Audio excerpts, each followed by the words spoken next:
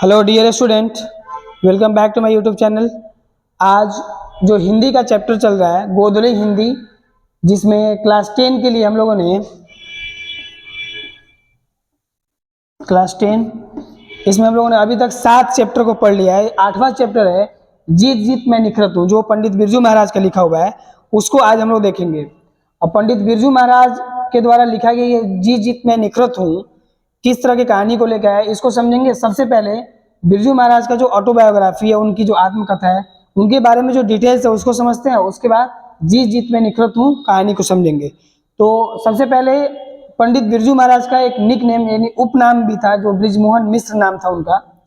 अब जानते हैं इनका बायोग्राफी। 4 फरवरी 1938 को इनका जन्म हुआ था लखनऊ में, लखनऊ के जफरीन अस्पताल में।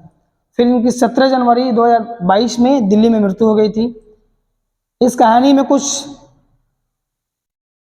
पॉइंट है, जिसमें जैसे रामपुर का नवाब, 6 वर्ष की उम्र पंडित बिरजू महाराज की, फिर 13 वर्ष की उम्र, और कथक इससे रिलेटेड है ये। और एक नृत्य कला को लेके प्रदर्शित किया गया है इसमें कि जीत जीत में निखरत हुए एक नृत्य कला को प्रदर्शित करता है। लखनऊ घराने का जो नृत्य कला होता है उसको इसमें एडजस्ट किया गया है और बताया गया है कि पंडित बिरजू महाराज जो थे वो लखनऊ घराने के जो नवाब थे, रामपुर के जो नवाब थे, वो रामपुर के नवाब के यहाँ काम करते थे पंडित बिरजू महाराज के पिताजी।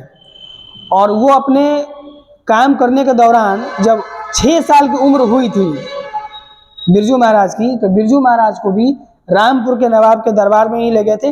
और रामपुर के नवाब के दरबार में पंडित बिरजू महाराज के पिताजी कथक नृत्य किया करते थे, और वहीं पे पंडित बिरजू महाराज भी सीखने के लिए जाया करते थे जब इनकी उम्र 6 साल की थी। फिर इसमें इन्होंने बताया है कि नवाब के यहाँ एक बार नौकरी छूटी, तो पंडित बिरजू महाराज की माँ बहुत नाराज थी, उदास भी थी नौकरी छूटने के बाद। लेकिन उसके बाद नौकरी छूटने के बाद ये वहीं नहीं रुके। लखनऊ घराने के तो बहुत ही प्रसिद्ध कथक नृतक और नर्तक के रूप में विख्यात है पंडित बिरजू महाराज। तो इन्होंने अपनी घटना को बताया उसमें कि बिरजू महाराज की उम्र जब 6 साल की थी तब ये रामपुर के नवाब के यहाँ काम करते थे। उस समय इनके पिताजी भी थे जो कथक नृत्य के लिए जाने जाते थे। इनके पिताजी का नाम जगन्नाथ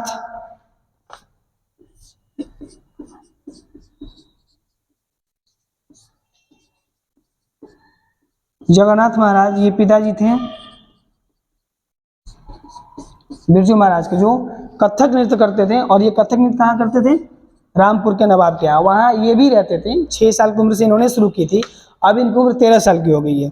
तो 13 साल की उम्र में इन्होंने ये दरबार छोड़ के दिल्ली शिफ्ट हो गया है। और दिल्ली जाने के क्रम में इन्होंने 13 वर्ष की उम्र में नई दिल्ली के संगीत भारती में नृत्य की शिक्षा देना शुरू कर दिए। और वहाँ पे बहुत सारे नृत्य कलाओं को सिखा रहे हैं पंडित बिरजू महाराज, जो दिल्ली में सिखा रहे हैं। ये वहाँ पे कुछ अपने बातों को भी रखते हैं, कुछ बातों का नाराजगी भी जाहिर करते हैं। कहते हैं कि कभी कभी ये भी बताते हैं कि नृत्य कला में निपुणता पाने के लिए, उसमें 100% किसी चीज़ को पाने के लिए अगर कोई ध्यान दे तो वो चीज़ें पा सकता है। लेकिन ये जहाँ सिखा रहे होते हैं पंडित बिरजू महाराज दिल्ली में, वहाँ पे बहुत बच्चे जो होते हैं या फिर जो बहुत सीखने वाले होते हैं लर्नर, वो बहुत अच्छे से ध्यान नहीं दे पाते हैं। इस बात का इनको थोड़ा सा प्रॉब्लम है। फिर पंडित बिरजू महाराज क्या होते हैं कि वहाँ पे जब नृत्य सिखा रहे होते हैं तो वहाँ पे ये अपने बचपन के, अपने परिवार के और अपने पूरे संघर्ष को और संस्कृति के प्रति, नृत्य के प्रति इनकी क्या अपनी अभिलाषाएं हैं और क्या इच्छाएं हैं, क्या इन्होंने सीखा है, उन सभी चीज़ों को ही बताते हैं। उससे भी वो बच्चे मोटिवेटेड नहीं होते हैं। तो वहाँ पे इनको थोड़ा सा खेद प्रकट करना पड़ता है। फिर ये कहते हैं जो नहीं सीखते हैं उनमें कभी लगन नहीं हो सकती, उनमें कभी एक अलग तरीके का सोच विकसित नहीं हो सकता है, उनमें संकल्प की कमी हो सकती है, उनमें साधना की कमी हो सकती है। इसलिए इन सब के अभाव में कोई कुछ सीख नहीं सकता है। और जो मैं नर्तक के रूप में और जो मैं कथक के साथ साथ बहुत सारे सांस्कृतिक कार्यक्रमों को जानता हूँ, इसे मेरा फर्ज है सिखाना। और इन्हीं चीज़ों को ये सिखा रहे होते हैं। लेकिन बीच बीच में इन्हीं चीज़ों का आभास होता है कि बहुत सारे ऐसे लोग हैं जो सीखना तो चाहते हैं लेकिन अपनी उसमें 100% वो नहीं दे पाते हैं और नृत्य कला में ध्यान नहीं लगा पाते हैं, जिससे एक इनको प्रॉब्लमेटिक समस्या सामने खड़ी होती है। फिर कहते हैं कुछ लोग यश, धन अर्जन पे ध्यान लगा देते हैं, यानी कि सिर्फ कमाना है और नाम कमाना है, जितना धन हो जाए जितना नाम हो जाए, लेकिन वो इस चीज़ पे ध्यान नहीं देते कि हमारे अंदर कला कैसी होनी चाहिए।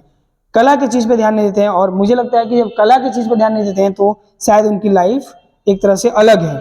इसलिए इन्होंने अपने पिताजी को कोट करते हुए, जो जगन्नाथ महाराज जी हैं उनको कोट करते हुए बताते हुए कि लखनऊ घराने के बहुत फेमस नर्तक रहे वो, और मैं भी उसी घराने से आता हूँ, तो हमारी जो कर्तव्य है, जो हमारा मुख्य कार्य है, वो आप लोगों के बीच में इन्हीं सभी चीज़ों को रखना है, नृत्य कला को रखना है।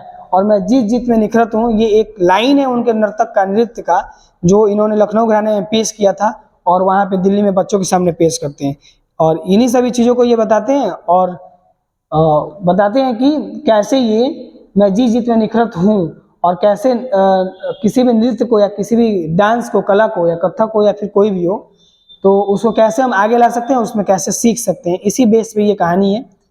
और इस कहानी में इन्होंने बहुत ज़्यादा कुछ नहीं बताया, तो हमने समरी बनाने के लिए, सारांश बनाने के लिए पंडित बिरजू महाराज का निक नेम से लेकर जितना भी बायोग्राफी है वो इनके पिताजी का, और इनके लखनऊ घराने का जो स्टोरी है वो रामपुर के नवाब के यहाँ जो रहना है वो, और जो दिल्ली में जाके ये शिफ्ट होते हैं पंडित बिरजू महाराज, वहाँ में जो ये करते हैं दिल्ली में, इन तीनों को शिफ्ट करके लिखेंगे तो ये एक तरह से बहुत अच्छा सारांश बन जाएगा।